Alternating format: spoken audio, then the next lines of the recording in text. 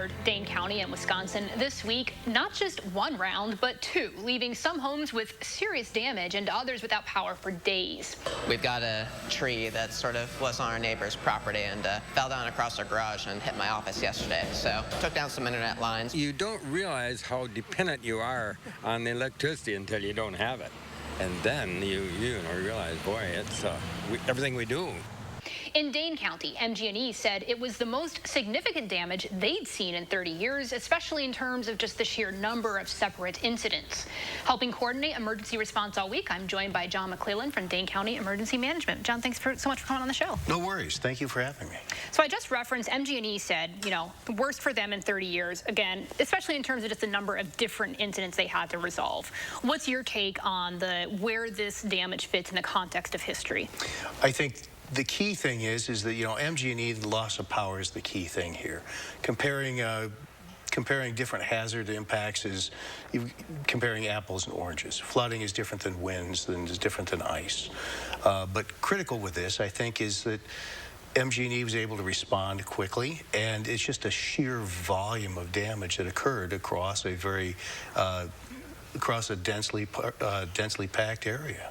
Talk me through a little bit of the process of how Dane County Emergency Management has been working with groups like MG&E, but also local municipalities in terms of throughout this week. Well, so our office, we have a duty officer, somebody who's on call 24/7, 365, and we're always paying attention to the weather. Plain and simple, I have it on speed dial on my phone to reach out to the Milwaukee Sullivan office of the National Weather Service. So when they issue any kind of advisory, watch, or warning, we're always paying attention to that, and generally we know before that's going to be issued.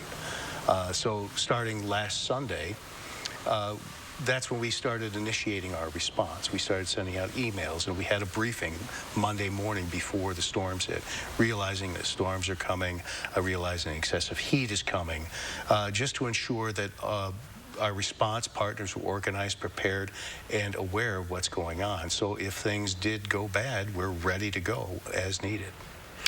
You mentioned severe heat earlier this week. I mean, we saw some record temperatures high up in the 90s, uncomfortable for everybody. In terms of, are you aware of any injuries or even just heat exhaustion, people trying, after getting out to fix that damage? Yeah. What was that like? So part of our response was working with the hospitals and other healthcare providers in Dane County. And they go through a special process and have a protocol if they identify heat-related illnesses that report, and there were minimal reports of heat-related illness. So I think, that's a good sign. Yeah, that's excellent news. Tips for people who are now dealing with long-term damage on their homes, perhaps their roof is gone. What should they be doing? Working with your insurance agent. Documenting damage, plain and simple. That's what we recommend to people. Ensure your insurance coverage is for those who haven't been damaged through these storms. Ensure that you're reaching out to your insurance company. Make sure you're aware of your coverage as you look at conditions around you. Make sure you're prepared and can deal with the conditions when they might occur to you. Preparedness. Are people ever prepared enough for severe weather? Preparedness is a continuum. It's not a stair step, but it's a continuum. You're either more prepared or less prepared, and it's based on the hazard. Simple example, smoke detectors. Replacing your batteries every 6 months, you're more prepared. Are you prepared for everything? No, but you're more prepared. Change your batteries and your smoke detectors every 6 months. Get a weather radio. Make sure that you have it programmed appropriately, and pay attention to that. Download the app. From Channel 3 here, so that you're aware of weather. Make sure you can communicate. And keeping in mind, communications is a two-way street.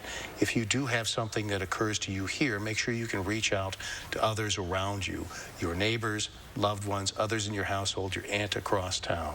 Make sure that you can not only send information to them, but they can also get a hold of you. Communication is two ways, and ensuring they know when to expect a call from you or when you should expect a call from them.